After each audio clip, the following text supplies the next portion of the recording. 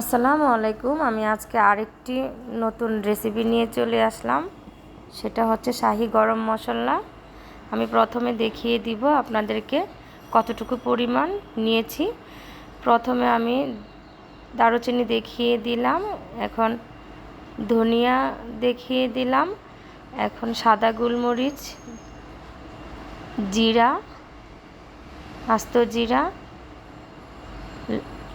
গোলমরিচ কালোটা, সাদা এলাচ, সাথে আমি 4টি বড় এলাচ নিয়েছি, কিছু লবঙ্গ নিয়েছি, আমি একটি বড় জায়ফল নিয়েছি 4 টুকরো করে, উপরের খোসাটা ফেলে দিয়ে নেবেন। আমি কিছু জয়ত্রী নিয়ে নিয়েছি, কিছু শুকনো মরিচ নিয়েছি, আর 4টি তেজপাতা নিয়ে নিয়েছি।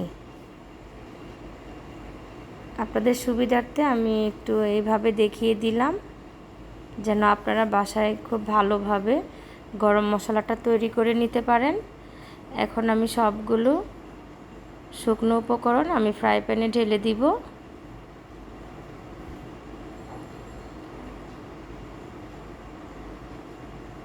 আমি তেজপাতাগুলো একটু দুভাগ করে নিব, একসাথে সব মিশিয়ে নিব। এখন আমি চুলোতে বসিয়ে দিব, গরম হওয়া পর্যন্ত আমি একটু ভেজে নিব। এমনভাবে গরম করব যেন আমার মশলার কালারটা নষ্ট না হয়ে যায়, দেখতে যেন সুন্দর থাকে আর ফ্লেভারটা যেন অনেক সুন্দর আসে। এটা আপনাদের মাথায় রাখতে হবে যেন পুড়ে না যায়। শুধু গরম হলেই চুলাটা বন্ধ করে দিতে হবে। ফ্রাই প্যানের যে গরম একটা তাপ আছে ওইটাতেই মোটামুটি আপনার মুচমুচে হয়ে যাবে। আশা করি ইনশাল্লাহ আপনাদের ভালো লাগবে। যদি ভালো লেগে থাকে একটি লাইক করে দিবেন, কমেন্টস করে জানাবেন, শেয়ার করে দিবেন, সাবস্ক্রাইব করে দিবেন। আমি বাসায় যেভাবে শাহি গরম মশলাটা তৈরি করে থাকি সেটাই আমি আপনাদের সাথে আজকে শেয়ার করতে যাচ্ছি। এখন আমার সবগুলো মশলাই ভাজা হয়ে গিয়েছে। আপনাদের সুবিধার্থে দেখিয়ে দিচ্ছি। আমার জায়ফল মশলাটা দেখেন, জয়ত্রীটা কিভাবে মুড়মুড়ে হয়ে গিয়েছে, তেজপাতাটা একদম মুড়মুড়ে হয়ে গিয়েছে। এইভাবে আপনারা ভেজে নেবেন। এখন আমি একটি ব্লেন্ডারের জগে আমি এখন নিয়ে নিলাম। এই তো আমি গুঁড়ো করে নিলাম। দেখতেই পাচ্ছেন কালারটা অনেক সুন্দর এসেছে, ফ্লেভারটা অসাধারণ এসেছে। দেখতেই পাচ্ছেন কত সুন্দর,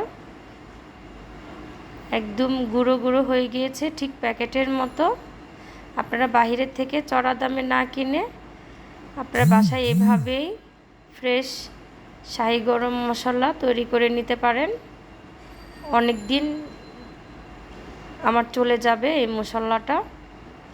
আমি এইভাবে সবসময় করে থাকি। আমি মাছের মশলাটাও করে থাকি। কোনো এক সময় আপনাদেরকে আমি কিভাবে মাছের মশলাটা তৈরি করে থাকি ওইটা আমি আপনাদের সাথে শেয়ার করব। আশা করি আপনাদের কাছে খুব ভালো লেগেছে। যদি ভালো লেগে থাকে কমেন্টস করে জানাবেন। সেই পর্যন্তই, আল্লাহ হাফেজ।